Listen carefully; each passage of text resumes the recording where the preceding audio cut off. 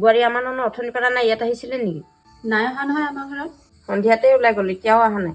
কোনোবা লুগুৰীয়া ঘৰত গ'ল চাগে। মই চবতে বিচাৰিম, কোনো নাজানে বুলি। অথনি মই দলংলৈ যোৱা দেখিছিলোঁ। নন নন নন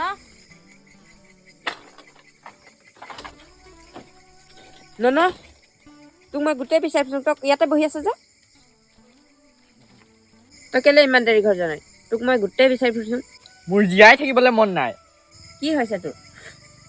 চা মা, দুদিনমান হ'ল মেট্ৰিকৰ ৰুটিন দিলে, আৰু মই বাৰু যেন তেনেকৈ ৰুটিনটো পাই গ'লোঁ। আৰু আজিকালি নোটছবিলাক চব মোবাইলতহে দিয়ে। এতিয়া আমাৰ ঘৰত মোবাইল নাই, মই এতিয়া কি কৰোঁ? ইমান সামান্য কথাটোত তই ইয়াত আহি বহি আছ যে। চা নন, এনেকুৱা জীৱনত সৰু সৰু সমস্যা আহেই। চা নন, নিজে যুঁজিব লাগিব।